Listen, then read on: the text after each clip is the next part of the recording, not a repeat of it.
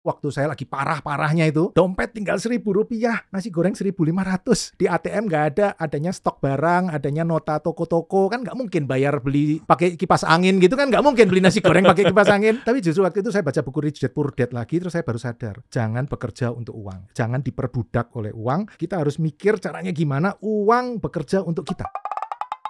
Kita kasih solusi. Ini orang yang dicari-cari. Dahsyat, mantan sales kipas angin bangkrut. Waduh, sales kipas angin bangkrut loh ya. Waduh, itu parah itu Tuh. dulu. Tapi sekarang punya 26 outlet Indomaret dan 4 Alfamart dalam waktu 9 tahun. Amin. Passive income 1 miliar rupiah. Amin, amin. Kita harus banyak belajar sama bos properti Iya. Indonesia ini nih. Iya. Dan enaknya adalah bukan bangun dari nol ya. Jadi ada strategi khusus gimana caranya bikin Alfamart, Indomaret. Iya. Itu joinan karena beliau ini punya satu prinsip. Saya maunya autopilot. Iya. Istilahnya autopilot harga mati gitu ya. Iya, karena saya sekarang setelah uzur, sekarang ini kan uzur nih saya. Udah umur 50, saya paham kekuatan saya, kelemahan saya. Saya kalau disuruh bisnis, waduh, nggak jadi-jadi. Saya pernah bisnis jualan Pampers, jualan kipas angin, jualan baterai, jualan triplek, jualan alat promosi, jualan pengering baju, jualan alat pertanian, dan lain-lain. Habis semua. Jadi menurut saya tidak semua orang bisa atau cocok untuk jadi pengusaha. Berarti Anda? Kalau saya menyebut diri saya ini investor. Kalau mau bisnis, saya gandengan sama orang. Minimarket, gandengan sama merek-merek besar. Kos, saya juga gandengan sama merek-merek besar. Mereka yang kelola. Warteg, saya juga gandengan. Toko ban motor, saya juga gandengan. Dan lain-lain. Toko roti, yang terakhir kemarin toko roti. Saya juga gandengan. Jadi saya nggak touch bisnis. Karena saya kalau touch malah jadi ruwet. Nanti jadi ruwet. Jadi mendingan. Pantesan minimal 1 miliar ternyata. Ini apa ya? Anda maklar juga disebut maklar nggak sih? Enggak, Bukan, saya investor. Lebih tepatnya investor. Sebenarnya konsepnya kan saya pengen beli properti. Tapi karena pengen beli properti itu kan modalnya besar sekali. Nah kan berat. Nah saya harus cari properti yang bisa menghasilkan income yang besar untuk membiayai dirinya sendiri. Jadi saya nggak perlu keluar duit untuk invest properti itu. Nah kalau disewain ke orang, properti itu kan paling cuma 3% per tahun. Kan kecil sekali income-nya. Tapi kalau kita bisnis, nah misalnya bisnis itu rata-rata orang bisnis itu targetnya 3% bukan per tahun tapi per bulan. Berarti setahun kan kali 12 36%. 36%, oke lah kita 50-50 lah. Dapat 18 kan jauh lebih bagus daripada cuma dapat 3%. Makanya saya seneng properti itu di atasnya ada bisnis. Tapi karena saya nggak pintar bisnis, ya gandengan sama orang yang pintar bisnis. Sekarang kan sudah bukan zamannya kompetisi lagi, kita udah bukan kolaborasi. Gandengan. Nggak punya kemampuan bisnis, gandengan sama yang ahli-ahli bisnis. Wah keren. Coba kita runut ya industrinya atau mungkin kategorinya ya. Minimarket ada berapa? Indomaret ada 27, Alfa ada 2. Catat, Inong, nanti kita total nih berapa nih unit bisnisnya beliau nih, biar memotivasi teman-teman semua dan ntar kasih tahu ya sistem yang dimaksud dengan nginvest di properti itu gimana. Karena apalagi Anda juga nulis satu buku, ini ntar dibagi-bagi ke teman-teman ya. Iya, nanti di akhir kita kita kasih ini ya. Jadi kalau teman-teman pengen dapetin ini pastikan nonton sampai akhir ya, karena di sini ada properti komodo, singkatan yang mempermudah kita mengingat metode investasi ala Pipo. Dengan metode komodo, kerja ogah, mengangsur ogah, down payment juga ogah. Pokoknya kita ogah aja. Lah, bisa tuh punya begitu. Bisa, dan saya sudah lakuin dari 2008 sampai hari ini loh. Hasilnya 50-an. 2008 sampai sekarang 17. 17. Kalau anak udah sweet 17 ini, tahun ini sweet 17 saya. Iya. Wah dahsyat. Ini harus kita gali nih ilmunya nih. Karena kasih solusi pengen sekali membantu para pengusaha UMKM yang lagi buta arah, Google Map-nya nggak ada sinyalnya. Nah, kita bantu kasih tethering nih. Biar kita kebuka ya. Dan tidak hanya pengusaha. Karyawan juga bisa, profesional juga bisa, semuanya bisa. Meskipun dia kerja, nginvest. Iya, seperti prinsip saya tadi kan, tidak semua orang harus jadi pengusaha. Kalau banyak orang ngomong harus jadi pengusaha, menurut saya enggak. Kalau pengen jadi pengusaha, bagus. Tapi kalau nggak pengen jadi pengusaha kayak saya, invest aja. Gandengan sama yang pintar bisnis, kita siapin propertinya, udah nanti kita bisa bagi hasil. Oh, misalnya ada karyawan, dia bisa tuh nginvest misalnya 500.000, 1 juta properti bisa? Bisa. Oh, ada strateginya tuh ya? Iya, bisa banyak strateginya. Jadi jangan khawatir. Kadang-kadang orang kalau udah ngomong properti kan takut, wah riba atau gimana. Wah, asik nih. Itu topiknya. Asik nih. Maaf nanti saya kasih solusinya yang mungkin lebih cocok untuk teman-teman. Wah, saya langsung reaktif dengan perawakan dengan wajah beliau ini ngomongin riba. Karena kalau setiap kali saya sharing banyak yang mempertanyakan itu. Nah, padahal bukan cuman masalah riba, tapi kan banyak alternatifnya. Jangan karena satu titik terus berhenti gitu, jangan dong. Terus jadi nggak bisa invest properti. Ya, janganlah. Kan selain ini masih banyak solusinya. Gimana? Kita mau kasih listnya sekarang? Dulu. Jangan dong, tahan dulu. Kita runut biar teman-teman tahu. Nanti di bagian akhir kita bahas. Ya, from zero to hero-nya seorang Bapak Pipo. Wow, Pak Pipo mantap nih. Ya jadi mungkin bisa ceritain ya kan bolak-balik ganti bisnis. Iya loh. Ya kan kipas angin lah, bla bla macem-macem lah. Terus saya sebenarnya penasaran sih prosesnya dulu sampai akhirnya turning point-nya apa. Terus kok cintanya sama properti. Iya. Nah, sementara banyak juga orang yang gagal properti. Iya. Iya dong. Kan kalau saya balikin lagi, Pak Pipo bangkrut jualan kipas angin. Sementara yang nonton, enggak, gue 1 miliar dari jualan kipas angin. Iya. Jadi masing-masing punya rezekinya masing-masing. Ceritain dong Pak Pipo. Jadi kalau dibilang orang tua saya cukup. Cuman saya kan sombong dulu waktu muda. Nggak mau terusin usahanya papa. Mau ke Jakarta, usaha sendiri untuk buktiin bahwa saya bisa. Ya, mulai jadi karyawan gitu ya. Pertama jadi karyawan, saya mikir gila juga ya gaji, ternyata susah juga ya, gajinya kecil ya. Tapi nggak apa-apa, itu proses belajar. Kalau saya ngomong ke anak saya, nggak apa-apa, kamu harus ngelewatin proses belajar. Kalau kamu langsung nerusin, itu kamu nggak akan ngelewatin proses belajar. Yang mahal itu kan proses belajarnya itu. Ya, kemudian sampai satu titik, gaji saya sudah 11 kali UMR loh. Tahun 2001, gaji saya itu 11 kali UMR, udah enak. Pokoknya hidup enak. Nah, terus waktu itu saya baca buku Rich Dad Poor Dad. Nah, itu masalah lagi tuh. Waktu saya baca, saya harus kaya. Saya nggak mau jadi karyawan. Saya harus jadi pengusaha. Wah, keluar gaji 11 kali UMR tetap keluar itu. Kalau saya sekarang mikir konyol ya. Dulu sudah enak-enak 11 kali UMR. Kalau sekarang kan berarti kalau UMR 5,4 aja. Udah 60 juta. Umur 27 tahun. Udah enak itu. Tapi karena berpikir kalau mau kaya harus jadi pengusaha. Wah, resign saya. Bos saya heran, kamu ngapain resign?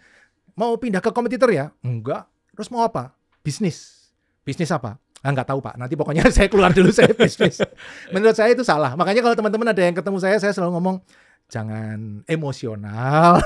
Kalau sudah punya karir yang bagus, ya tidak harus jadi pengusaha. Tidak semua orang harus jadi pengusaha. Kalau bisa jadi pengusaha bagus, tapi tidak pun menurut saya tidak masalah selama punya kecerdasan keuangan itu. Kecerdasan keuangan kan harus bisa ngasilin duit, kelola duit, sama mengembangkan uang kan. 3 ini. Nah udah itu mulai itu 2003 sampai 2008 tuh, waduh parah itu. Parah. Pertama saya resign itu bikin karena nggak ngerti mau mulai bisnis apa, saya bikin alat pertanian. Oh, tadinya sales komputer, jualan alat pertanian gitu, nggak ngerti saya. Kacau balau saya. Gara-gara teman saya ada yang ahli pertanian, dia bilang Indonesia ini butuh pengering padi. Oh, masa orang taruh di pinggir jalan nanti kalau diinjek-injek rusak semua. Ya, bikin alat pertanian nggak jadi-jadi. Kenapa? Ternyata nggak segampang yang diomongin. Ternyata itu nggak segampang yang diomongin. Terus coba bikin pengering baju. Jadi pengering padi nggak jadi, pengering baju. Kering, alatnya kering, bisa bajunya kering. Oh, mantap dong. Tapi nggak laku, nggak ada yang mau beli. Kenapa? Bentuknya kayak peti mati jelek gitu. Kacau itu. Terus bikin yang lebih kecil, pengering popok bayi. Wah, jadi kering, laku 1. Kakak saya yang beli. Mungkin kakaknya, adiknya stres ini adiknya kali. Nah, sejak itu terus saya mulai copotin jualan kipas angin, jualan popok bayi, jualan baterai, jualan piring melamin. Terus kakak suruh saya bantuin jual triplek, terus jual teman-teman saya di kantor, yang kantor perusahaan gede-gede ngelihat, Pipo, kamu tuh bisnis apa tuh? Sebentar jualan piring melamin, sebentar jualan baterai, sebentar jualan sikat gigi elektrik. Kesini aja nih, kamu di kantor nih bikinin alat promosi nih, ballpoint di labelin, paper bag dikasih label, alat-alat promosi lah. Alat promosi apa sih maksudnya? jam dinding ada logonya perusahaan apa. Oh, tahu. Biasa buat ini juga kan goodie bag kan, goodie bag ya, gitu. Ini dikasih logo kayak gitu. Yeah. Saya pernah. Jadi saya hitung-hitung mungkin bisnis saya ada 10 dan gagal semua. Paling parah itu 2008. Omset udah 60 juta, dibohongin orang 200 juta. 3 bulan omset habis itu. Wah, parah saya. Wah.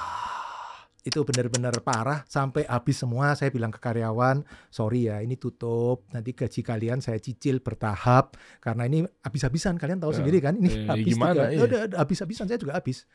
Jadi itu parah sekali 2008. Tapi justru di situ ketemu titik balik. Jadi kadang orang itu justru ketika jatuh, tapi kita bertahan, ketemu titik baliknya justru di situ. Oh, titik baliknya berarti pas lagi kepepet banget. Oh ya. Jadi udah nggak punya apa-apa. Wah, the power of kepepet itu. Itu the power of kepepet itu bener. Pertama awal-awal bisnis keluarga saya masih mau minjemin duit. Begitu saya udah mulai berantakan gitu kan pinjem nggak pernah balik, lama-lama udah nggak dipinjemin lagi. Iya. Tapi paham dong posisi mereka juga enak aja kamu pinjem nggak pernah balikin. Nah justru itu ketemu titik baliknya. Waktu invest properti baru saya bisa menghasilkan income. Jadi 10-20 usaha itu memang belum pernah menyentuh ranah properti. Belum. Nah, tahunya properti ini menjanjikan dan beneran performanya oke itu? Sebenarnya dari 2001 kan baca buku Rich Dad Poor Dad gitu ya. Nah, terus 2005 waktu saya lagi parah-parahnya itu, saya kan sering cerita, saya beli nasi goreng aja, saya masih inget loh. Dompet tinggal Rp1.000, nasi goreng 1.500. Di ATM nggak ada, adanya stok barang, adanya nota toko-toko, kan nggak mungkin bayar beli pakai kipas angin gitu kan, nggak mungkin beli nasi goreng pakai kipas angin. Ya, nah tapi justru waktu itu saya baca buku Rich Dad Poor Dad lagi, terus saya baru sadar, Rich Dad Poor Dad mengajarkan jangan bekerja untuk uang. Jangan diperbudak oleh uang. Kita harus mikir caranya gimana uang bekerja untuk kita. Wah, itu pertama mikir juga, waduh lebih berat dari si filsafat ini ya. Tapi setelah saya baca, saya paham. Dia bilang carilah passive income. Income yang bisa menghasilkan tanpa kita perlu kerja. Kita tugasnya bikin passive income. Contoh di situ. Dia pakai rumah sewa. Beli rumah, dapat income sewa, itu kan pasif. Kita nggak ngapa-ngapain kan orangnya yang bayar ini tetap bayar sewa. Walaupun kita tidur, tetap dia harus bayar sewa. Iya. Kita jalan-jalan ke luar negeri, tetap dia bayar sewa. Kita keliling Indonesia jalan-jalan, tetap dia bayar sewa. Nah itu yang harus dikejar. Dan itu mungkin awalnya kecil, tapi lama-lama gede. Tapi beli rumahnya modalnya gimana? Nah 2005 saya mulai berpikir gitu, asik juga ya kalau gitu ya. Coba dah dites, cari properti yang sewanya, income-nya harus bisa lebih gede dari angsuran. Nggak ketemu loh saya. Jadi jangan dipikir kalau baca buku itu gampang terus nyari gitu. Tapi bukan berarti tidak ada ya. Bisa jadi saya nggak ketemu, belum tentu teman-teman nggak ketemu loh. Bisa jadi teman-teman ada yang bisa Pak, sip ya. Tapi stop di situ. Nah 2000 terus suatu hari saya diminta nganterin istri saya. Dulu waktu itu masih pacaran. Orang paling cantik sedunia. Dia pengen... Bukti sekarang putus. Sekarang kan masih. Jadi istri. Sekarang jadi istri. Kan pacaran udah enggak. Mantan pacar. Sekarang jadi istri. Iya. Terus? Nah dia pengen ngekos. Waktu ngeliat kos di daerah Karet itu, saya baru matanya terbuka. 110 kamar. Wow. Jangan-jangan ini yang dimaksud Robert Kiyosaki ya.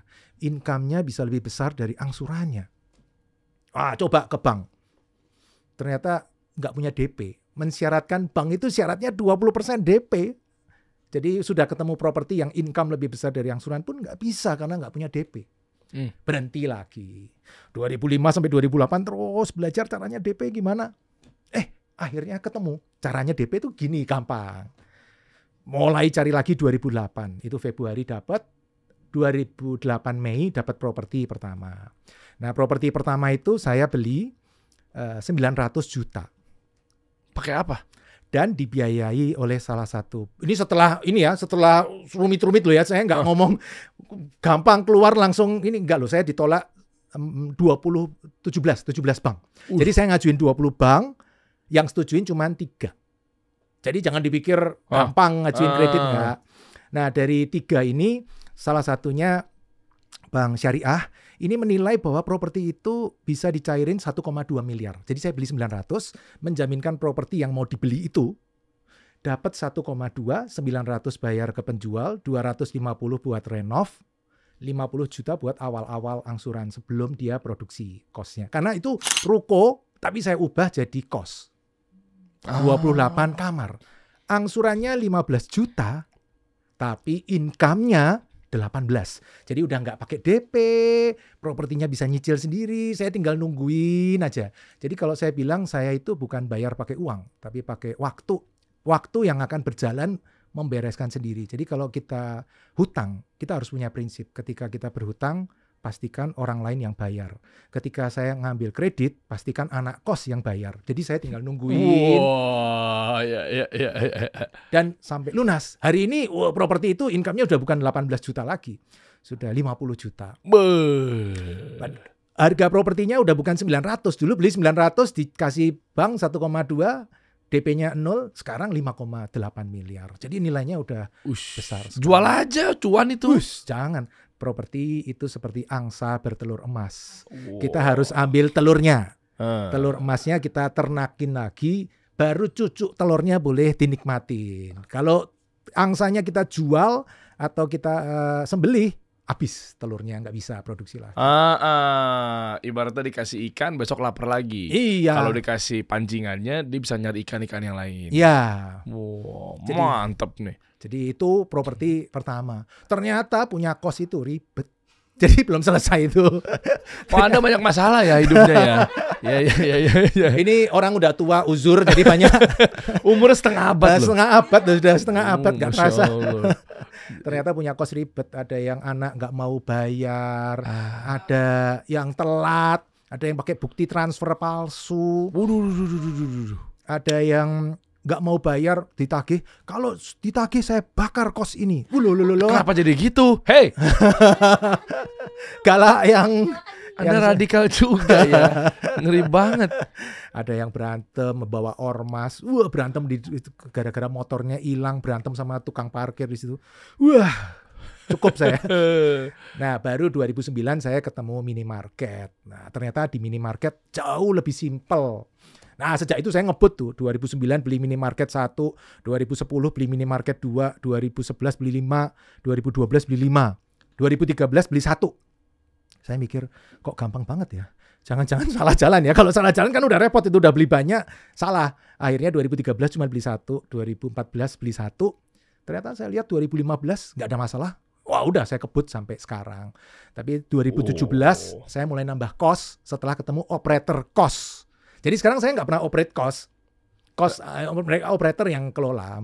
Ini manajer kos-kosan gitu? Ya. Jadi dia cuma report aja tiap bulan? Tiap hari report, kemudian bagi hasilnya tiap bulan. Oh, wah. Coba deh Pak Pipo, ini dirunut ya. Properti yang dimaksud ini adalah di atasnya ada apa aja nih ya yang buat diputar jadi usaha. Jadi nggak cuma sekedar disewain buat rumah tinggal. Oke. Bisa di minimarket tadi berarti ada berapa Inong? 7 Indomaret, 7 Indomaret, 2 Alfa. 2 Alfamart, lanjut. Terus kemudian saya ada apa industrinya? Kos-kosan. Kos-kosan 4. Ya. Coba ada berapa ntar Inong total ya? Terus ada toko ban motor 2. Toko ban motor. Jadi itu kos-kosan. Tanah kosong dibangun jadi toko atau ruko gitu ya. Toko ban motor gitu kayak itu franchise juga. Jadi bukan usaha saya. Itu franchise juga. Oh, jadi franchise tuh maksudnya kolaborasi. Ya. Dia nggak perlu, misalnya akadnya macam-macam lah ya, dia nggak perlu nyewa franchise, sewa apa tempat apa segala macam. Mereka kan jadi buka jaringannya cepet kan. Jadi kita cocok kan. Mereka pengen buka jaringan tanpa invest properti, saya pengen invest properti tapi dapat income besar dengan ada bisnis di atasnya. Jadi kita cocok. Apa brand apa boleh? Ada Proban dan Planet Ban. Oh tahu, saya udah mau nebak tadi itu dua itu tuh. Saya ada 2. Kalau tadi sebelumnya apa tadi? Kos-kosan? Kos-kosan saya ada 2 operator, Abdi Home dan Rukita. Oke, apalagi yang belum tuh? Tadi 3 industri tuh. Ya, warteg ada 3. Warteg apa aja? Warteg Karisma Bahari ada 2, ada Orange Bahari ada 1. Orange Bahari tahu. Terus ada lagi toko roti Kaila 1. Terus lainnya properti disewa-sewain. Ada juga yang disewain sementara belum dapat bisnis ya kita sewa-sewain. Pas tuh ketemu di sini deh ya. Sebelum saya lanjutin total berapa dong? OM dari tadi 39. 39. Ya. 1 miliaran per bulan. Nah, Yang ada brandnya. iya yang ada brandnya kan. Oke. tolak ukur ketika ini kan belum ada bisnisnya nih. Ya. Memang belum dapat kan tujuan Anda kan pasti kan ujung-ujungnya dibisniskan semua kalau bisa. Ya. Karena kalau dipakai buat tinggal doang tadi kan ada yang Kecil. 3% misalnya ya kan. Ya. Kalau dibuat usaha kan 18% gitu kan. Ya. Berarti apa permasalahannya? Kenapa belum ada bisnisnya? Contoh kadang misalnya ada satu yang di Tangerang itu ya. Saya beli 5 kios. Ada orang jual 5 kios, saya beli 5. Nomor 2, 3, 4 dipakai minimarket. Nomor 1 dan 5 kosong nih. Nah, nomor 5 kebetulan ada yang mau nyewa minimarket. Ya udah. Terus saya pakai nomor 1 warteg. Nah, kalau ditanya ini kenapa nggak bisnis sendiri? Ya karena income-nya juga cukup sih. Saya beli 260 juta, disewa orang 11%, 30 juta setahun. Nah, itu kan masih oke. Sewanya tinggi, cukup tinggi, oke lah. Jadi masih bisa. Terus ada satu ruko di Tangerang, disewa orang.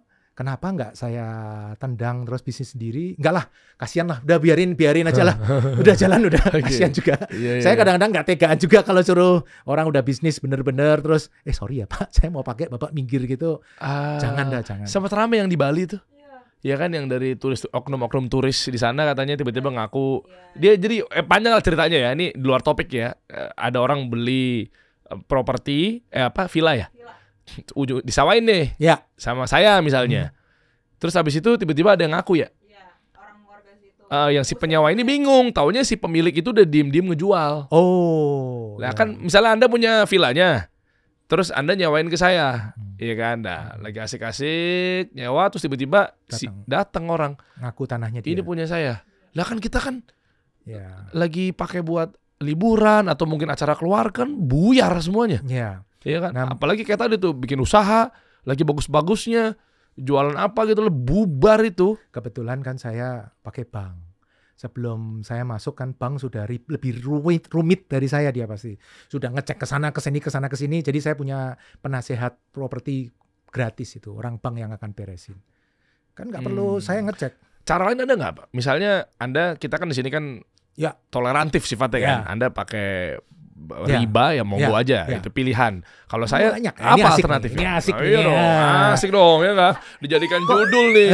Solusi untuk teman-teman yang mungkin menganggapnya riba, karena saya nggak berhak untuk ngomong riba atau enggak, itu urusan teman-teman ya. Alternatif yang bisa saya sarankan kalau pengen seperti saya tapi mungkin beda jalur sedikit lah ya, teman-teman bisa pakai modal sendiri. Kalau punya modal sendiri ngapain pinjem bank? Intinya ini kan bukan masalah pinjem bank. Intinya ini kita properti. Oke. Tapi kita nggak punya modal. Oke. Alternatif yang lain. Alternatifnya bank syariah. Saya aja pakai bank syariah 2008 sampai hari ini. Saya nasabah banyak lah, kewajiban saya di sana support terus. Mau sebut aja. Ada dulu 2008 saya disupport Bank BNI Syariah. Waktu itu masih unit usaha syariah, itu belum spin off itu dulu dia. Tapi dia support saya habis-habisan. Keren. Makanya saya pakai terus sampai hari ini jadi BSI. Iya. Nah, sekarang sama BSI saya juga gini nih. Malah saya ditarget, Pak Pipo, murid-muridnya Pak Pipo harus lewat BSI ya. Saya ditarget 200 miliar. Memang ada karyawan? Ya makanya saya bukan karyawan ya, kenapa jadi target ya? Oke. Tapi nggak apa-apa. Karena saya merasa utang budi lah. Karena saya dulu sudah bantuin saya, ya saya seneng. Nah, ini kan bank syariah. Tapi kalau teman-teman nggak mau bank syariah, mungkin teman-teman bisa cari investor, keluarganya. Daripada keluarganya nyimpen di bank, nah mungkin sama teman-teman bareng-bareng invest properti. Itu juga alternatif. Tapi kalau keluarga nggak mau, alternatif lain teman-teman juga bisa. Teman-teman bikin dengan teman-temannya, teman kantor, teman kuliah. Saya sendiri punya, ada 3 toko saya, minimarket saya 3 yang dibiayai oleh keluarga dan teman-teman. Modal berapa itu biasanya? Saya menyebut mungkin sekitar 1,5-2 miliar. Oke. Saya menyebutnya investor club. Jadi saya bikin investor club. Investor club itu juga macam-macam. Apakah mau bagi profit doang atau bagi saham? Kan bisa beda-beda. Iya. Bagi profit juga beda-beda. Bisa bagi fix, bisa bagi hasil persentase. Itu jadi jalurnya banyak, alternatifnya banyak. Iya. Nah itu kalau pakai investor. Tapi kita juga punya cara lain. Desember 2024 saya invest properti ruko 3, sekian. Tidak pakai uang saya, tidak pakai uang bank. Terus bisa cicil ke penjual. Loh kita bisa kalau yang mau dijual, yang mau jualan, saya mau cicil 5 tahun, dia setuju, saya setuju, salaman. Oh iya. Kan kita bisa. Oh iya, cicil ke penjual. Ya, bisa developer cash bertahap gitu. Ya, bisa cash bertahap, tapi bisa juga ke perorangan. Itu Iya, tergantung. kalau ada yang mau mah iya juga ya. Selama salaman? Iya, semua tuh langsung menjadi satu stigma negatif, menjadi momok bahwa kayak oke, riba, haram, aku nggak mau lagi bisnis properti. Kan nggak gitu ya. Masih banyak jalur-jalur lain. Iya. Itu masih belum ada cara yang lebih canggih lagi. Bayar di belakang. Jadi sewa dengan opsi beli di belakang. Kalau di bank syariah istilahnya IMBT. Apa itu? Ijaroh. Ini karena singkatannya cukup. Iya. Saya nggak terbiasa. Ijaroh Muntahiyah Biktakmil. Ya nanti teman-teman searching sendiri IMBT. Itu skemanya sewa ya, bukan pembiayaan ya, bukan kredit ya. Sewa di akhir punya opsi beli. Jadi karena nilainya sudah habis, di belakang belinya cuma tinggal nilai kecil gitu. Tuh kan, yang halal lebih banyak teman-teman. Ini bukti konkret bahwa halal tuh lebih banyak. Banyak pilihan, jangan takut satu berhenti. Oh jangan dong, alternatif masih banyak. Atau mungkin joinan. Nah, di murid-murid saya kan banyak tuh yang joinan. Ada 100 grup lebih tuh. Saya sampai kadang-kadang kewalahan juga. Mereka ternyata seneng ya. Oke, berapa itunya? Ini pokoknya sebenarnya sih kalau mau tahu lebih lengkap tuh ada di workshop ya. Ya. Nah itu Pak Pipo akan sharing di situ tuh. Ya. Jadi total udah berapa orang-orang yang belajar sama Anda? Sekitar 3.000-an. 3.000 alumni. Dan ada 3 orang yang punya minimarket lebih banyak dari saya. Udah. Belajar dari saya tapi lebih banyak. Ya. Saya seneng ngajarin, tapi syaratnya satu. Jangan buka minimarket di sebelah minimarket saya ya. Itu satu guru, satu ilmu. Dilarang saling mengganggu itu. Saya dengar pepatah satu guru, satu ilmu ya. Jangan saling mengganggu. Iya, jeruk jangan makan jeruk ya. Sama habis kota jangan saling mendahului. Kopaja apa yang Koantas Bima nih? Kalau boleh tahu. Jadi buat teman-teman langsung aja ikutan workshop Pipo Academy. Nah, langsung aja linknya di bawah. Itu semuanya detail. Ini kayaknya mungkin baru 2-3% doang nih kayaknya nih. Ilmu-ilmu detailnya ada semua di sana ya. Nah, nanti kita akan bagikan seminar gratis. Teman-teman tinggal daftar ke 082 123 45 7786. 082 123 45 7786. Daftar gratis. Di situ nanti kita terusin ngobrol di situ kan masih panjang nih. Kita ini kan waktunya terbatas. Nah, kita bisa ngobrol di situ. Daftar gratis teman-teman. Untuk teman-teman kasih solusi. Saya seneng sharing gini, seneng. Syaratnya tadi ya. Janji ya, nggak boleh buka minimarket di sebelah minimarket saya. Lu udah dikasih gratis masuk akses lu ke dalam lo, tapi lu buka di sampingnya Pak Pipo. Jangan di sampingnya lah, lu pakai otak lah, depannya lah. Nggak juga ya, nggak gitu juga ya. Indonesia masih luas. Ya, informasi lebih lanjut kita buka linknya ada di bawah teman-teman ya. Nah, mengenai tadi sampai mana tadi tuh? Saya sampai lupa jadi tuh. Jadi intinya yang saya lakukan itu kita invest properti tidak dengan modal. Oh ya, yang patungan. Ya, model patungan itu banyak juga. Mereka senang patungan. Berapa orang di member? Coba. Mereka senangnya 20 orang. Coba kalau 20 orang rata-rata berapa sih kalau untuk dijadiin? Yang seksi apa sih? Coba boleh tipis-tipis nggak? Ini nggak di endorse ya, jujur dari Pak Pipo aja. Dari sekian banyak kategori atau industri, mereka senang minimarket. Mereka minimarket ya? Karena mereka sering belajar melihat saya minimarket, mereka banyak invest minimarket. Nah, kalau teman-teman pengen invest minimarket, tak kasih kunci ya. Kalau pengen resiko rendah, teman-teman itu cari 4 poin. 1, carilah properti yang murah. Jangan properti mahal. Properti yang murah di desa-desa aja. Saya punya satu properti yang cuma 200 jutaan, punya loh. Tapi lokasinya oke ya? Wah, antah berantah lah. Udah lah, nggak apa-apa. Saya itu dari dulu prinsipnya di puncak Gunung Merapi maupun di dasar Samudra Hindia nggak apa-apa selama saya nggak modal, nggak kerja, sudahlah terima nasib lah. Itu kan 200 juta, kok nggak modal? Nah, modalnya kan dari orang lain, pakai invest, pakai tadi perbankan tadi, dia bisa nyicil dirinya sendiri sampai lunas. Jadi kan saya nggak perlu modal. Nah, satu ya, carilah properti yang murah supaya kalau murah angsurannya rendah, modalnya kecil teman-teman. Satu. Kedua, carilah daerah yang UMR-nya rendah. Minimarket ini lawan beratnya adalah UMR. Karyawannya UMR. Kalau di Jakarta 5,5, lah di daerah kan masih 2,5. Selisih 3 juta kali 5 orang itu 15 juta bulan, setahun 180 juta, 5 tahun 900 juta, sudah hampir 1 miliar. Selisihnya bumi langit. Jadi satu, carilah daerah yang murah, tanahnya UMR murah. Ketiga, cover areanya luas. Jangan tempel-tempelan gitu. Tempel-tempelan itu hanya mempermudah survei, tapi hasilnya long term menurut saya kurang bagus. Lebih enak sendiri. Nah, yang terakhir, carilah daerah yang izinnya terbatas. Maksudnya? Daerah yang ada kuotanya. Pak, di sini ada kuotanya, satu kecamatan hanya boleh 3. Nah, begitu udah 2, kita nomor 3, enak tuh. Stop, langsung sudah. Nggak ada kompetisi lagi di situ. Tapi kayak di Padang nggak bisa masuk ya? Ya, tapi Indonesia kan masih luas. Dari Sabang sampai Merauke banyak. Nggak perlu satu daerah. Bahkan saya tinggal di Jakarta. Jakarta juga punya masalah kita. Kenapa? Tanahnya mahal, UMR-nya tinggi, toko tempel-tempelan buka gampang sekali. Jadi saya punyanya di luar, Tangerang, Banten, bahkan saya punya Jawa Barat, Bogor, Sukabumi, Jawa Timur saya ada 5, Medan saya ada 3. Dan itu bisa. Bahkan saya punya satu properti di Sukabumi, saya belum pernah nginjek kaki di situ. Lihat aja belum pernah dari 2021 sampai hari ini. Lah kok bisa deal-dealannya gimana? Saya dapat dari makelar, terus saya minta franchisor survei, mereka bilang oke. Dan memenuhi 4 syarat saya. Harga tanahnya murah, cuma 275 juta, 500 meter. Oke. Murah sekali. UMR-nya juga murah, daerahnya cover areanya luas, nggak ada toko lain, dan izinnya terbatas. Nah udah, saya beli 2021, sampai hari ini saya belum pernah ke sana. Terus laporan berapa income-nya? Sebulan rata-rata 20 jutaan lah. Oh. Cukup. Ini apa minimarket ya? Minimarket. Belum pernah ke sana itu karena jauh banget. Dari Jakarta ke sana itu 6 jam. Itu maju dikit udah Australia itu. Ujung banget kayaknya ya. Kayaknya ujung banget tuh kayaknya. Wah, antah berantah itu. Saya Iya. belum pernah ke sana.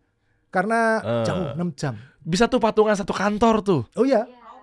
Ya mau nggak? Iya kan bisa tuh kita banyak. patungan rame-rame. Ya kan untuk dapetin cuma 200 juta kan. Ya. Dibantu sama Pak Pipo nyari. Kita bisa income nanti digulung-gulung apa segala macamnya. Maksud saya banyak kan, tidak harus minimarket, warteg misalnya, warteg. kos misalnya, kan masih banyak. Tentu kalau warteg rapling yang paling Kasbon sendiri ngabisin lagi. Kasbon mulu deh, repot. Jadi banyak alternatif menurut saya sih banyak. Intinya kan kita gimana caranya nggak kerja, uang yang kerja buat kita. Jangan diperbudak sama uang. Keren. Kita harus memperbudak uang. Itu setuju, itu benar. Kalau caranya kan gitu kan. Kalau kerja dari pagi jam 5, pulang jam 10, nggak pernah ketemu anaknya, Sabtu Minggu lembur, nanti anaknya manggil om, tante, gitu kan repot. Kan? Karena nggak tahu siapa kita di rumah. siapa kita nggak tahu. Om, sehat om, lah, gua bapak lo. Karena jarang pulang ya. Ada orang asing masuk ke rumah. Ya kalau mau belajar lebih lanjut sama Pak Pipo, ada Pipo Academy. Ya itu detailnya seperti apa, cek aja. Dan ini teman-teman saya ngasih tahu ya, karena kasih solusi pengen support kawan-kawan yang menjadi investor, punya passive income di masa umur-umur sekarang ya, mungkin udah cukup lagi, udah tidak muda lagi apa segala macam. Nah kalau lu lihat di sini misalnya sekiranya nggak mampu berdiri sendirian, tadi Pak Pipo udah ngasih kisi-kisi. Lu gak punya duit, ya lu lihat siapa potensi yang orang punya duit. Atau minimal bawa kita ke relasi tersebut gitu loh ya. Networking apa segala macamnya. Makanya saran gue, lu share postingan kayak begini nih. Jadi jangan cuma ukurannya daging ya, itu yang terjadi. Dan alhamdulillah kalau saya ngingetin, itu mereka tuh oh iya bener ya. Nah lu share ke siapa kek yang dulunya mungkin pernah jadi bos lu kek. Iya kan? Pak, ini ada peluang bagus sih Pak. Yang lu share pokoknya sebanyak-banyaknya. Jangan sendirian, informasi ini dibagikan. Karena kita gak pernah tahu petanya. Jangan-jangan gak kita lihat tuh dari sisi yang sebelah sana nih. Ya kan helikopter nih kan view-nya luas nih. Iya, siapa tahu ternyata mantan bosnya bilang, kamu dong, kamu yang jalanin minimarket, saya yang modalin. Nah, cocok itu kan bisa. Lu share, jadi lu komen. Alternatifnya banyak. Banyak ya. Nah, detailnya seperti apa? Langsung aja klik aja di bawah. Nah, buat teman-teman juga saya mau apresiasi yang udah ngikutin sampai sekarang nih. Ini nggak tahu nih udah menit keberapa. Yang udah pastikan yang tadi sudah saya spill di awal mengenai ada satu rumus ilmu seputar properti. Namanya Pipo Hargianto, ini yang pemilik atau penulisnya, dan juga judul bukunya Properti Komodo. Ya, kerja ogah, mengangsur ogah, DP juga ogah pokoknya. Itu kan enak tuh ya. Itunya kecintaan para milenial dan Gen Z itu, pengen punya usaha tapi nggak ada modal gitu ya. Enak kaya aja tiba-tiba. Nah, belajarnya di buku ini teman-teman. Ya. Nah, jadi gampang caranya. Mungkin ini bentuk apresiasi dari Pak Pipo selama berkarir, berpengalaman. Berapa kira-kira nih? Karena saya sudah sharing dari 2016 sampai sekarang, sudah 9 tahun. Kita bagikan 9 buku properti komodo gratis untuk teman-teman. Dahsyat, ini sangat banyak ikatan emosinya nih ya, karena ini perjalanan Pak Pipo sharing-sharing selama 9 tahun. Iya. Tuh, jadi saya juga pengen teman-teman kalau bisa punya minimarket, punya passive income banyak itu enak teman-teman, jamin pasti. Dan ini jalan pintasnya teman-teman nggak perlu ngerasain atau ngelewatin fase 9 tahun. Waduh. Nyari apa tadi? Jungkir balik. Jangan. Cukup saya aja yang kecemplung-cemplung, teman-teman udah lewat jalan cepatnya aja. Nah, ini lewat sini nih ya. Jadi kalau dapat manfaat langsung lu komen di bawah nih yang kalau tulis udah baca buku komen mau kita kasih khusus atau komennya mau cukup gitu. Boleh mau komen apa? Ya, komen mau boleh ya? Jawab pertanyaan kali, Pak. Apa pertanyaan? Jadi yang di Reels harus nonton full. Ya, jadi gini aja. Kalau mau dapetin buku ini, karena ini perjalanan Pak Pipo sharing-sharing selama 9 tahun dan lu nggak perlu ngebuang waktu 9 tahun. Jadi 9 tahun itu sangat berharga teman-teman. Sehari aja berharga gitu kalau dilewatin, apalagi 9 tahun. Jadi lu bisa banyak main sama keluarga, ya kan, mempersingkat waktu, ketemu sama orang-orang tercinta, melakukan hal-hal yang kita cita-citakan. Itu. Jangan pengen sosial tapi nggak punya income, jadi malah ngerepotin orang. Itu kan. Tapi kalau sudah punya passive income, teman-teman mau ngapain aja terserah lah teman-teman. Nggak ada yang ngeributin. Nah, gini aja, jawab pertanyaannya sembari ikutin format yang ada di bawah. Nggak apa-apa, ketik mau titik, nah spasi jawabannya. Nah silakan Pak Pipo. Mungkin cepat-cepat, berarti ada 9 pertanyaan dong. Enggak juga ya? Satu pertanyaan aja. Satu pertanyaan, nanti kita lihat jawaban yang 9 tercepat dan tertepat ya. 9 akun tercepat dan tertepat. Ayo. Tapi ketik mau semuanya ya. Tapi ini ya, ongkos kirim sampai seluruh Indonesia ya. Jangan sampai ada yang dari Eskimo nanti pemenangnya ongkos kirim 1 juta. Waduh. Jauh ya. Lebih mahal ongkirnya ketimbang bukunya. Nanti kita silakan teman-teman ketik mau di komen. Plus teman-teman jawab. Waktu saya kerja, saya pernah dapat gaji berapa kali UMR. Tadi ada tuh bocorannya kalau nonton sampai akhir nih. Ini kan potongan ini video ini tuh akan ada di Instagram. Nah, jadi kalau teman-teman misalnya baru lihat potongan ini di Instagram atau di TikTok, langsung buru-buru masuk ke episodenya. Ini kita munculin di sini ya. Episodenya bareng sama Pak Pipo ya, dikasih solusi, langsung simak, nonton full. Ya karena kan gue nggak ngasih tahu pokoknya ada di menit keberapa, dan ini daging semua kok. Penjelasannya untuk lo menjadi investor yang ngerti gimana caranya punya bisnis properti tanpa modal. Modal dari orang lain, itu triknya semua dibocorin tadi sama beliau. Bisa sampai 50-an properti itu enak hidupnya. Pasti dah. Buktinya enak, adik saya punya, ipar saya punya, sepupu saya punya. Pokoknya orang yang deket-deket saya jadi punya minimarket aja. Karena ternyata mereka merasa iya ya enak ya, nggak ribet ya. Iyalah enak punya properti yang menghasilkan passive income itu enak. Harusnya Anda juga berterima kasih sama saya. Gimana Pak? Anak saya sering jajan di Indomaret. Jangan-jangan ada Indomaret Anda yang saya kasih revenue tuh. Siap ya, pokoknya jawab komen mau spasi berapa kali gajinya beliau. Nah, ya. Pokoknya intinya adalah kita pengen tahu nanti teman-teman yang nyimak apa segala macamnya. Gas, kita langsung kirimin. Ada masing-masing 1 ya berarti ya? Buat 9 orang ada 9 buku. Ini menceritakan pengalaman saya dan saya sharing-sharing juga. Karena ternyata itu banyak trik-triknya yang harus dilalui. Jadi saya boleh buka dikit gak sih? Boleh ya, spill ya. Intinya itu kita kan mau invest properti dengan cara komodo. Kita pakai uang orang lain. Intinya tadi kan jangan bekerja untuk uang, pastikan uang bekerja untuk kita. Kalau bisa uangnya orang lain kerja buat kita. Jadi bukannya kita bekerja untuk uang, tapi uangnya orang lain bekerja untuk kita. Orang lain kita bantu investasikan, cari properti yang income-nya lebih gede. Nah tadi bisnisnya kalau bisa saran saya ya, ini daging juga ini. 1, cari bisnis yang autopilot. Jadi kita tidak perlu ahli di bisnis itu, gandengan aja sama orang lain. Contohnya saya kan tadi sudah sebutin kan ada minimarket, kos yang lain kelola ribet. Saya mah operator yang ribet, saya nggak ribet. Toko ban, warteg ini kan autopilot. Kedua, cari yang aman, jangan aneh-aneh, ya ikutin aturan pemerintah. Ketiga, cari yang awet supaya setelah selesai properti itu membeli dirinya sendiri, kita bisa mendapat passive income. Kita dapat passive. Berikutnya, cari yang ajak itu teratur. Income-nya teratur supaya tiap bulan kita bisa dapat income. Yang terakhir nomor 5, cari yang di atas bunga bank. Karena kalau di bawah bunga bank udah mendingan nabung, tinggal tidur aja, nggak usah bisnis repot-repot. Jadi 5 ini yang harus dipenuhi. Mantap. Ya, dan kisi-kisinya semuanya kan properti ya. Tanah di atasnya ada bisnisnya ya. Ya, intinya itu. Dan boleh tahu nggak, maksudnya biar lebih mantap lagi ke teman-teman, kenapa akhirnya gua harus coba tergiring opininya, atau mungkin tergiring yang tadinya bisnisnya mungkin di luar properti, kok tertarik ini ya. Nah, boleh tahu nggak? Kita tahu lah bahwa properti mah menjanjikan, tiap tahun naik, apa segala macam ya. Cuma untuk memantapkan kita jadi makin yakin, naik mah iya tahu gue naik gitu. Kenapa harus properti itu loh? Karena kalau menurut saya, properti adalah satu-satunya investasi yang tidak perlu modal dari kita. Yang lain pasti butuh modal. Iya lagi. Beli emas, oke. Beli pakai bank bisa, oke. Tapi kan tiap bulan harus bayar. Beli saham, mau apa lagi? Mesti modal, paling enggak T+3 paling harus bayar. Properti kayak saya, enggak. Saya mah rakyat jelantah, kaum umbi-umbian. Bisa muter-muterin aja, muter-muter di sini, semua jalan sendiri dengan baik. Itu satu-satunya investasi yang bisa tanpa modal. Yang lain nggak bisa, dan bisa luar biasa besarnya.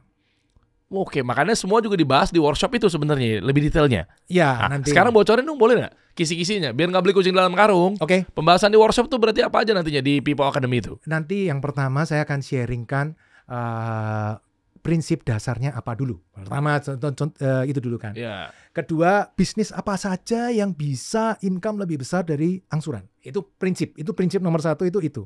Income-nya harus besar, income-nya harus tinggi. Jangan income yang kecil-kecil. Income yang kecil-kecil nombok nanti tiap bulan. Kita cari yang income-nya besar. Oke. Kemudian nanti saya ajarin teman-teman kalau pengen punya properti income besar, caranya cuma 2. Apakah teman-teman menemukan atau membuat? Ya kan? Nah, cara menemukan gimana? Nanti saya ajarin bikin skor. Nah, setiap properti dikasih skor supaya cepet. Properti itu kan ratusan ribu yang dijual di lapangan. Kalau teman-teman mau datengin satu-satu, waduh, sampai kiamat juga belum tentu dapat. Skor itu gimana maksudnya? Nanti kita lihat ROI tiap bulan. ROI tiap bulannya berapa? Teman-teman bandingkan dengan targetnya teman-teman, ROI-nya berapa. Nah, ROI yang tinggi baru kita datengin. Jadi nggak perlu teman-teman datengin semua properti satu-satu. Wah, itu susah. Jadi kalau teman-teman sudah, saya mau kos, ya udah ROI-nya berapa yang diharapin. Saya mau minimarket, ROI berapa yang diharapin. Makanya kan saya cepet. Kalau ada orang yang nawarin saya, Pak Pipo, ini ada minimarket dijual 3 miliar, income-nya 15 juta. Enggak, saya bilang. Kenapa? Kok belum lihat kok sudah bilang enggak? Karena saya sudah tahu itu nggak masuk skor saya. Tapi beda ketika saya ditawarin di Sulawesi waktu itu. Pak Pipo, ini ada minimarket bagus nih. Mau disita sama bank 2 miliar. Tapi income-nya 50 juta. Oh, oke, saya mau. Loh, Pak Pipo nggak berangkat ke Sulawesi lihat? Nggak usah. Saya nggak usah lihat. Saya udah bisa ngitung skornya sekian. Saya masuk itu skor saya. Canggih. Jadi cara seperti itu. Kalau ada orang yang ngomong, nyari properti itu seperti mencari jarum dalam jerami. Bos, hari ini sudah ada teknologi bos, namanya magnet. Gak perlu pakai tangan satu-satu, pakai magnet ngetek, nah kan dapat. Ngapain? Apa magnet yang dimaksud tuh maksudnya? Kita harus punya skornya yang kita mau seperti apa. Iya, maksudnya teknis ini skornya sekian itu loh Pak Pipo. Ya. Yang aku pengen tahu gimana cara kerjanya itu loh. Oke, garis besarnya ya. Garis besarnya kita udah harus tahu. Kalau saya kan lawannya saya adalah angsuran bank. Angsuran bank itu skornya sekitar 1% per bulan. Jadi saya mesti cari properti yang income-nya lebih dari 1% per bulan. Taunya dia itu income-nya segitu? Saya bisa ngitung kalau cost income-nya sekian. Ini kan kita ngomong yang menemukan. Jadi sudah jalan tanya, income-nya berapa cost-nya? Oh, cost-nya 30 juta. Harganya berapa? 2,8 miliar. Oh, berarti 30 juta dibagi 2,8, 1% sekian. Nah, ini menarik nih. Oh, ini menarik, kita datang. Ngerti. Ya. Itu kalau kita nyebut ROI per bulan. Ya, return on investment-nya teman-teman ya. Ya. Nah, begitu skornya masuk, nah baru kita datang. Walaupun ada kemungkinan, Pak, bisa dibohongin nggak? Bisa, makanya kita perlu datang, lihat. Kalau dia ngomong cost-nya full, ya kita lihat dong. Kan kita bisa tahu cost ini full atau enggak. Caranya gimana? Dilihat aja sepatunya, sandalnya tiap kamar ada nggak? Nanti settingan gimana? Nah, kecuali sudah nonton kasih solusi, itu repot itu. Nanti setiap kamar dikasih sandal. Ya kita bisa pakai cara lain lah. Bisa lihat jemurannya, bisa lihat. Jangan ada yang dicolong. Rapli. Ini ada segitiga dicolong. Atau kita kirim mystery shopper. Mystery shopper. Nah, dengan skor itu kita bisa menentukan dari awal ini properti kita mau atau enggak. Cakep nih.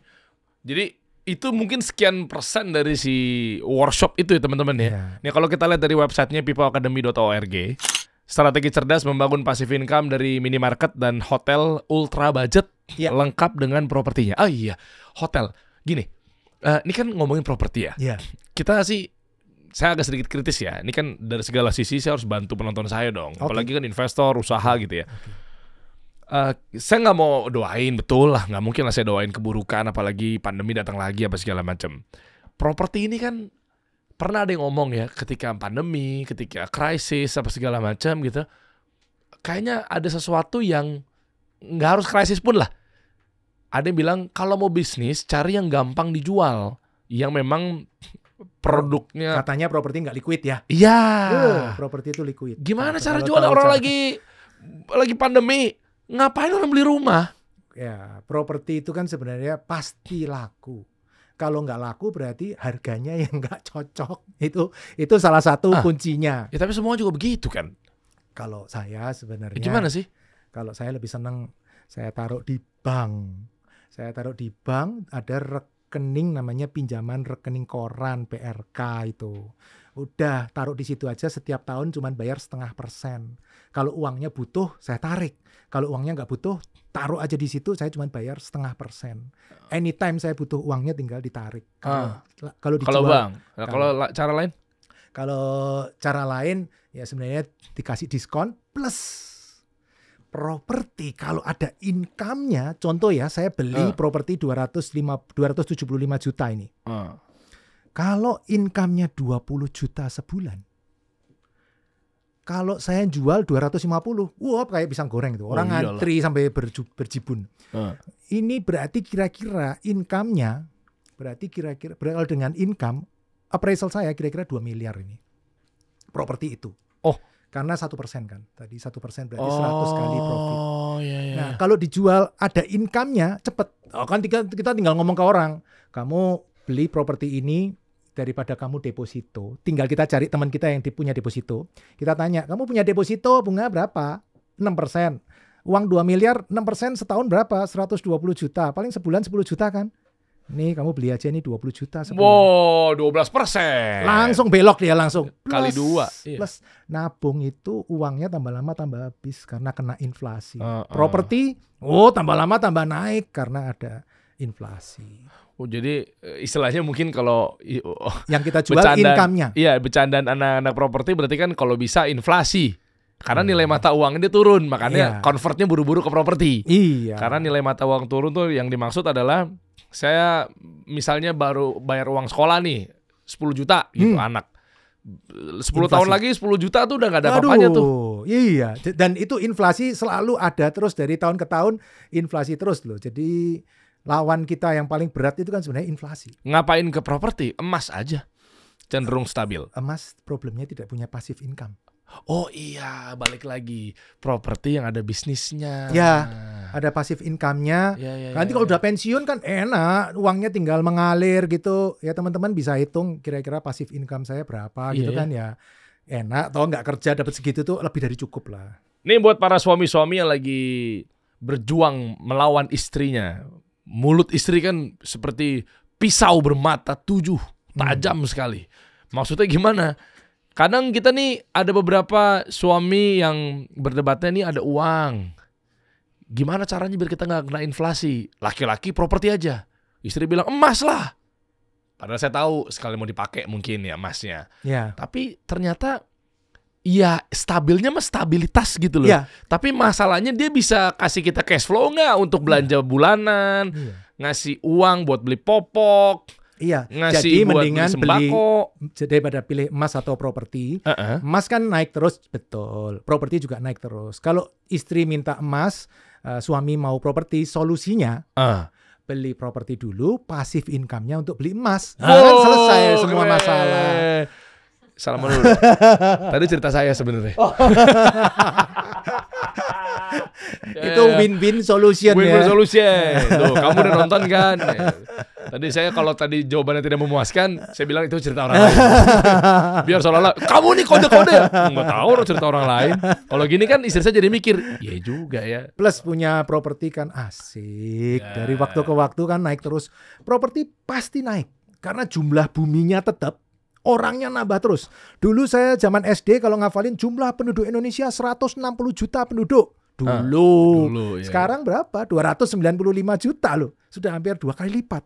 Tanahnya ya segini-segini aja dari dulu kayaknya nggak nambah-nambah. Bisa pakai reklamasi? Reklamasi paling 1 kilo 2 kilo dari pinggir pantai. Kalau 5 kilo, 10 kilo, 100 kilo mana bisa. Nggak ada tanahnya untuk reklamasi ke situ. Iya. Jadi reklamasi bisa tapi kecil sekali. IKN nambah lagi tuh populasi pasti. Ya sampai titik tertentu pasti kurang lah. Iya, Dan orang semakin ekonominya semakin baik, pasti butuh tanah lebih gede. Iya dong. Dulu pengangguran mau kos-kosan 2x1. Kalau 21x1 kecilan. Itu kuburan, Pak. Bedain, Pak. Itu 2x3 lah. 2x3. Orang pengen tinggal Iya. untuk ke kantor. Iya. Kalau kuburan tetep, Pak, tinggal selamanya, Pak. Iya. Tapi begitu punya pekerjaan, jadi supervisor, jadi manajer kan nggak mau kos kecil gitu. Maunya rumah tipe 36, tipe 72. Kan kebutuhan tanahnya meningkat terus. Iya. Jadi Indonesia semakin lama tanah kurang terus. Dan properti karena sesuatu hal yang jumlahnya tetap tapi yang rebutan tambah banyak, pasti prinsip ekonomi jalan, pasti naik. Oh, oke. Nah, daripada ketinggalan, cepetan invest properti. Invest properti itu di properti, waktu itu adalah aset.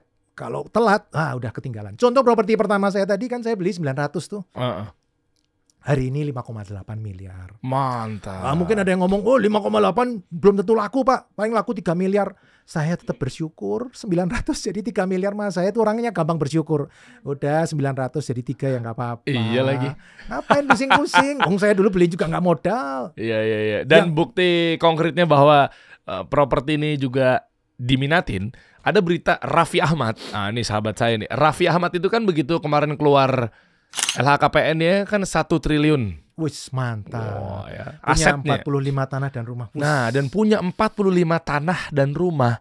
Top. Logikanya 1 T aja nggak diapa-apain susah ngabisinnya. Iya. Iya kan? Iya. Kita nggak ngapa-ngapain ngabisinnya susah. Kalau di tangan orang yang tepat, 1 triliun itu harusnya bisa menghasilkan minimal 120 miliar per tahun. Sebulan 10 miliar. Nggak habis, bulan depan tambah 10 miliar lagi. Tambah 10 miliar. Iya kan, bener kan? Iya, harusnya gitu kan. Itu dia akan jalan terus kan. Iya, lu ngabisin Berkembang. 10 miliar per bulan tuh gimana? Iya. Makan lu cuma 3 kali. Iya, warteg dibeli tuh. Iya.